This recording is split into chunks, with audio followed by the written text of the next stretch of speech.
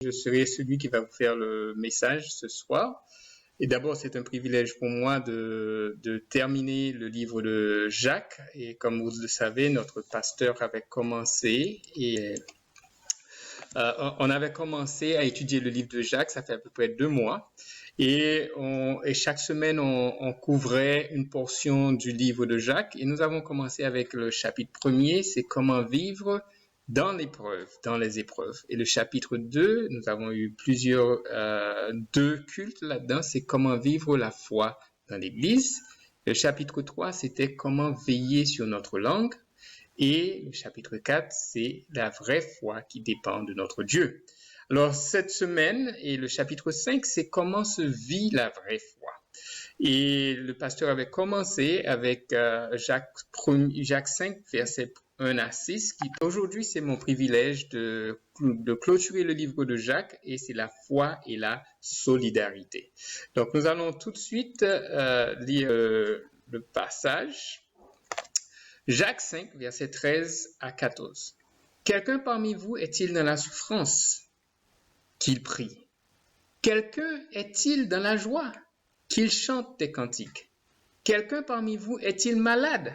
Qu'il appelle les anciens de l'Église et que les anciens prient pour lui en loignant d'huile au nom du Seigneur. La prière de la foi sauvera le malade et le Seigneur le relèvera. Et s'il a commis des péchés, il lui sera pardonné. Confessez donc vos péchés les uns aux autres et priez les uns pour les autres afin que vous soyez guéris. La prière fervente du juste a une grande efficace. Et Élie était un homme de la même nature que nous. Il pria avec insistance pour qu'il ne plût point et il ne tombera point de pluie sur la terre pendant 3 ans et 6 mois. Puis il pria de nouveau, et le ciel donna de la pluie, et la terre produit son fruit. Mes frères, si quelqu'un parmi vous s'est égaré loin de la foi, et qu'un autre l'y ramène, qu'il sache que celui qui ramènera un pécheur de la foi, où il s'était égaré, de la voie où il s'était égaré, sauvera une âme de la mort et couvrira une multitude de péchés. Amen. Donc, ce passage-là est à 4 sections. Et dans ces 4 sections, on va passer par la section première qui parle et c'est de là qu'on va trouver les points de notre message. Jacques 5, versets 13 à 14. Quelqu'un parmi vous est-il dans la souffrance? Qu'il prie. Quelqu'un est-il dans la joie? Qu'il chante. Quelqu'un parmi vous est-il malade? Qu'il appelle les anciens de l'Église et que les anciens prient pour lui en loignant d'huile au nom du Seigneur. Ce qui est intéressant dans ce passage, c'est que ça paraît que si tu as un problème, et on aura des problèmes, on est dans le COVID-19, on a des difficultés, si on a des problèmes, qu'on prie, qu'on est dans la joie, qu'on chante. Mais ça paraît que je peux prendre soin de moi-même avec ma relation avec Dieu. Et si un problème, je prie. Je suis content, je chante. Mais quand je deviens malade, alors là, la Bible nous demande de faire appel aux anciens de l'Église qu'on puisse prier pour vous. Alors, ce qui est intéressant, c'est que la foi n'est pas quelque chose de solitaire. La foi ne peut pas se vivre de manière solitaire. Et quand tu es dans une souffrance, c'est pas pour toi seul. Quand tu es dans la joie, c'est pas pour toi seul. Au fait, si tu considères que mon problème, ma souffrance, c'est pour moi tout seul, mais ça s'appelle de l'égoïsme. Et c'est parce que tu penses à toi seul et tu es autosuffisant. Tu es une île. Tu es tout simplement toi tout seul.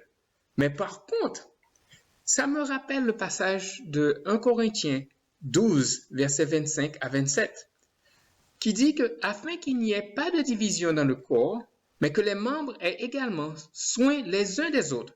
La Bible nous demande de prendre soin les uns des autres. Et si un membre souffre, tous les membres souffrent avec lui. Et si un membre est honoré, tous les membres se réjouissent avec lui. Donc la souffrance qu'un frère ou une sœur a, il ne faut jamais avoir cette attitude. Je me replie sur moi-même et je reste dans mon petit coin. Ma souffrance, c'est pour moi tout seul. Donc la foi n'est pas une affaire solitaire. Oui, il faut que tu pries pour toi-même, mais aussi tu peux appeler quelqu'un pour prier avec toi. Et si tu as une bonne chose, une bonne nouvelle, c'est pourquoi c'est intéressant qu'on sorte de notre égoïsme et qu'on partage et que tout le monde se réjouit. Donc si un souffre, donc tous souffrent. Si un est dans la joie, donc tous sont dans la joie. Si un est honoré, donc tous sont honorés. Ça, c'est le premier point que j'avais. La foi ne se vit pas en solitaire. Donc, quels sont les exemples de ta vie où tu te retrouves solitaire? Au fait, la solitude ne fait qu'une seule chose, te diminuer ta foi et détruire ta foi. Au fait, nous avons besoin de la communion fraternelle et la foi n'est pas solitaire. On passe à notre deuxième point. La foi, et dans le Jacques 5, versets 15 à 16, la prière de la foi sauvera le malade. On a déjà dit qu'on appelle les anciens de l'Église qui puissent prier pour nous. La prière de la foi sauvera le malade. Le Seigneur le relèvera et s'il a commis des péchés, il lui sera pardonné. Il y a une petite suggestion que des fois, ce sont nos péchés qui nous rendent malades. Et la Bible nous dit, confessez donc vos péchés les uns aux autres. Priez les uns pour les autres afin que vous soyez guéris. Et la prière fervente du juste a une grande efficace. Au fait, quand tu gardes ton péché pour toi-même, tu vis dans ta solitude, tu vis dans ta foi solitaire, eh bien, tu ne vas pas prospérer. Mais la Bible te demande de confesser tes péchés. Et le mot confesser, c'est dire à quelqu'un ce que Dieu sait déjà. Mais des fois, quand on garde des choses pour nous-mêmes, eh bien, on est en train de se meurtrir et de mourir avec nos péchés. Alors que si nous partageons nos péchés, si nous confessons nos péchés, il ne faut pas avoir honte de faire ça. Il y a un frère, une fois, j'ai fait un message, je l'ai appelé juste par comment vas-tu, mon frère? Et en lui parlant, il me dit, mon frère, voilà, je suis tombé dans le péché, voilà ce qu'il y a. Mais c'est pas un frère avec qui j'étais très proche. Mais ça m'a vraiment touché de voir qu'il a vu en moi quelqu'un à qui il pouvait parler pour trouver une solution. Mais vous savez que quand on passe des temps de formation, c'est le moment de confesser. Quand on a un péché qui se passe dans notre vie, c'est le moment de confesser. Il ne faut pas attendre plus tard. La Bible nous encourage de confesser nos péchés parce que on aura la prière fervente du juste qui a une grande efficace. Alors, ce passage-là me rappelle 1 Corinthiens 11, versets 28 à 30. C'est pour cela qu'il y a parmi vous beaucoup d'infirmes et des malades, et un grand nombre sont morts, car celui qui mange et boit sans discerner le corps du Seigneur mange et boit un jugement contre lui-même, que chacun donc s'éprouve lui-même, et qu'ainsi il mange et boive de la coupe. Alors, ce qui est intéressant, c'est que nous prenons chaque dimanche le repas du Seigneur. Mais des fois, nous le prenons sans discerner le corps du Seigneur, et c'est ce qui nous attire des maladies et des infirmités et des morts même. Donc, Dieu est en train de nous dire, dans ce passage de Jacques 5, 15 à 16, que Dieu est capable d'exaucer notre prière si nous ouvrons notre cœur. Parce que la Bible nous dit que quand nous sommes pécheurs et que Dieu ne peut pas entendre notre prière, donc on est en train de s'enfermer dans notre solitude, nous sommes en train de s'enfermer dans le manque de confession et on va se détruire. Donc, des fois, on a des maladies secrètes. C'est intéressant que la Bible nous dise qu'il faut, quand on est malade, de demander de prier pour nous. Amen. Mais ça va retirer beaucoup de péchés qui sont dans notre vie. Parce que quand on expose le péché, selon la parole, eh bien, le Satan, il s'en va, il fuit, et on a la force de se battre et de vaincre le péché. Est-ce que tu restes pour toi tout seul? Est-ce que si tu es dans la souffrance, tu vas rester dans ta souffrance? La Bible nous encourage à faire confiance en Dieu et à être vulnérables et ouverts avec nos besoins. Est-ce que nous faisons confiance à Dieu pour que quelqu'un puisse prier pour nous? Et ça nous rappelle encore le besoin de confession. Donc, je vous encourage, frères et sœurs, à ne pas considérer que notre foi, c'est une affaire personnelle, mais c'est une affaire de solidarité les uns avec les autres.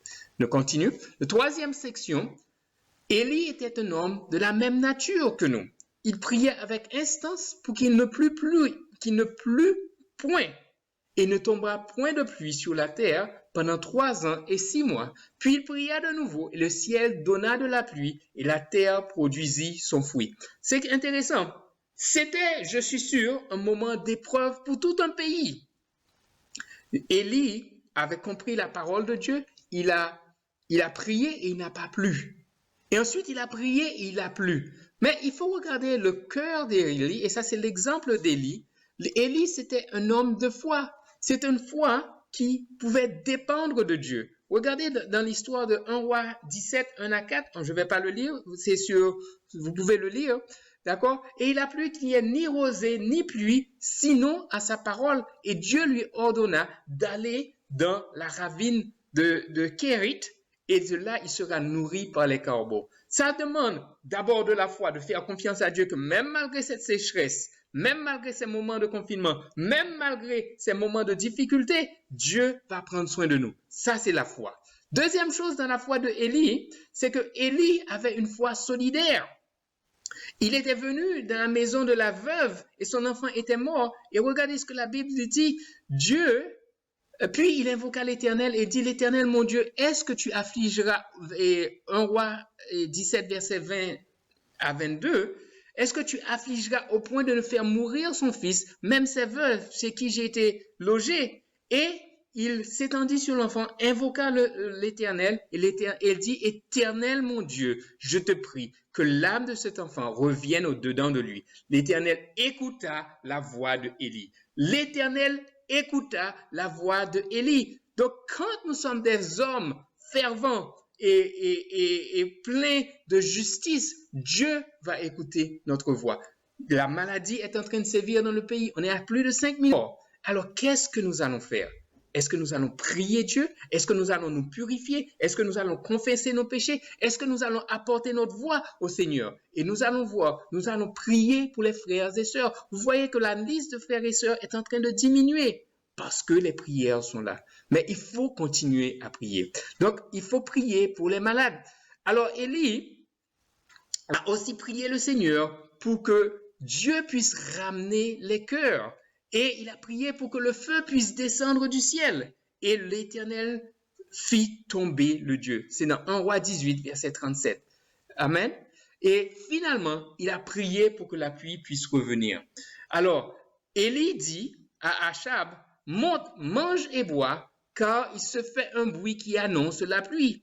Un peu d'instant, le ciel s'obscurcit par les nuages et le vent s'établit. Il y eut une forte pluie. Achab monta sur son char et partit vers Jezreel. Regardez, la pluie a changé. C'était le désert. Pendant 3 ans, il y avait une famine terrible.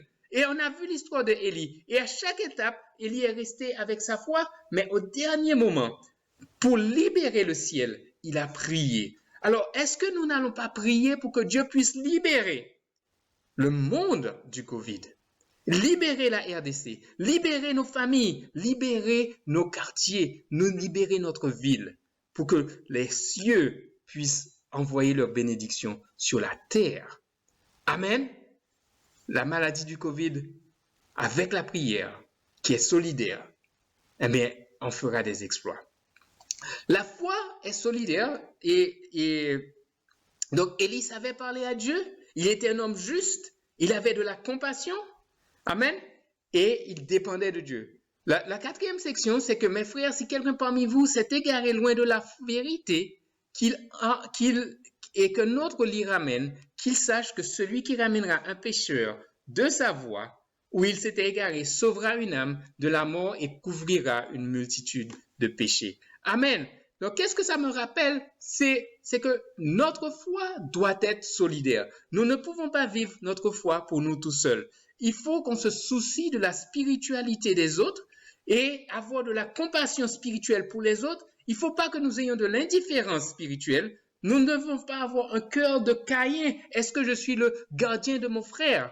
Nous ne pouvons pas abandonner ceux sur qui nous veillons. Et Dieu nous a confié la tâche de veiller sur un troupeau. Je parle aux frères et sœurs qui dirigent, qui ont des responsabilités, d'aider les frères à rester fidèles dans le Seigneur. La Bible nous dit dans 1 Thessaloniciens 2, versets 19 à 20, qui en effet est notre espérance ou notre joie, ou notre couronne de gloire? N'est-ce pas vous aussi devant notre Seigneur lors de son avènement? Oui, vous êtes notre gloire et notre joie. Donc nous devons faire de cette foi solidaire notre joie. D'accord? Que quand on prend soin des frères et sœurs, quand nous veillons les uns sur les autres, la Bible nous dit dans Hébreux 12, verset 15, veillez à ce que nul ne se prive de la grâce de Dieu et qu'aucune racine d'amertume poussant des rejetons ne produise du trouble et que plusieurs n'en soient infectés. Donc notre responsabilité, frères et sœurs, et je parle aux dirigeants, mais je parle à tout le monde, nous devons veiller les uns sur les autres. Ce n'est pas parce que tel frère est le dirigeant de ton secteur ou bien le dirigeant de ton partage biblique que c'est à lui seul que tu dois te parler. Des fois, ce n'est pas possible de se rencontrer. Des fois, c'est difficile. Mais est-ce que nous faisons l'effort d'appeler notre frère, de confesser et de dire voilà où je suis, de nettoyer notre cœur, qu'aucune racine d'amertume ne s'installe dans notre cœur? Est-ce que nous sommes les gardiens? Est-ce que nous sommes ceux qui prennent soin du troupeau que Dieu nous a confié? Donc, il faut rester spirituel pendant ce temps de COVID-19, avant, pendant et après. Donc, la Bible nous dit de nous soucier de la spiritualité des perdus. C'est un deuxième point, dans ce même passage. La Bible nous dit que celui qui ramène, c'est pourquoi même bien aimé, celui qui s'est égaré, il y a deux types d'égarés. Celui qui ne connaît pas du tout, jamais le chemin, et celui qui a laissé et abandonné la foi. Donc la Bible nous demande de nous soucier de cela. Il faut que nous prions pour eux, il faut que nous allons vers eux et les ramener pour étudier la Bible, pour rebâtir leurs convictions. La Bible nous dit de nous soucier des brebis égarées et de les ramener. Pas simplement prier pour eux, mais de les ramener. Il faut avoir de la compassion spirituelle pour les autres, pour pouvoir les accueillir à nouveau dans le royaume de Dieu. Est-ce que nous sommes en train de ramener les pécheurs dans les temps de formation, dans les temps d'études bibliques? Est-ce que nous le faisons? Donc, la foi solidaire, c'est la foi qui ne se voit plus seule en tant que solitaire, mais elle se voit solidaire. Nous avons une humanité à sauver. Allez partout, dans tous les quartiers, allez partout, dans toutes vos relations, aidez à sauver les autres. OK? Et la Bible nous dit que ça va nous procurer une couronne incorruptible. Amen. C'est pourquoi, mes bien-aimés, et Philippiens 4, verset 1, c'est pourquoi, mes bien-aimés, et très chers frères, vous qui êtes ma joie et ma couronne, demeurez ainsi fermes dans le Seigneur, mes bien-aimés. Donc, nous aurons une couronne. Mais c'est ceux qui sont notre couronne? Ceux que nous avons aidés, ceux que nous avons sauvés. Est-ce que quand on ira dans le paradis, on aura notre couronne sur notre tête? Est-ce qu'on pourra parader notre couronne parce que j'ai aidé, j'ai accompagné, j'ai instruit quelqu'un, j'ai étudié la Bible avec quelqu'un, j'ai veillé sur son âme et je me suis assuré qu'il arrive au ciel? Alors, pour conclure, frères et sœurs, j'aimerais lire ce passage de 1 Pierre 5, verset 2. Paissez le troupeau de Dieu qui est sous votre garde, non par contrainte, mais volontairement. C'est extraordinaire. Non par contrainte, mais volontairement. Selon Dieu, non pour un gain sordide, mais avec dévouement. Non comme dominant sur ceux qui sont échus en partage, mais en étant les modèles du troupeau. Des modèles. Lorsque le souverain pasteur paraîtra, vous obtiendrez la couronne incorruptible de la gloire. Donc, frères et sœurs, nous avons une responsabilité solidaire vis-à-vis de l'humanité. Nous avons une responsabilité solidaire vis-à-vis des frères et sœurs. Nous avons une responsabilité solidaire vis-à-vis des perdus. Donc, allons derrière eux, allons les aider à retrouver leur foi. Allons rebâtir notre foi. Vous savez, la foi, c'est comme une étincelle, c'est comme une bougie. Quand tu l'allumes, eh bien, tu allumes une autre bougie et tu peux continuer à faire avancer la foi. Mais si nous restons solidaires, notre bougie va mourir. Donc, allons, n'ayons pas une foi solitaire, mais ayons une foi solidaire. Le point, c'est que la foi ne se vit pas en solitaire avec un T, mais elle se vit plutôt en solidaire avec un D. Dieu exauce la prière du juste et Élie est l'exemple parfait de quelqu'un qui avait la foi.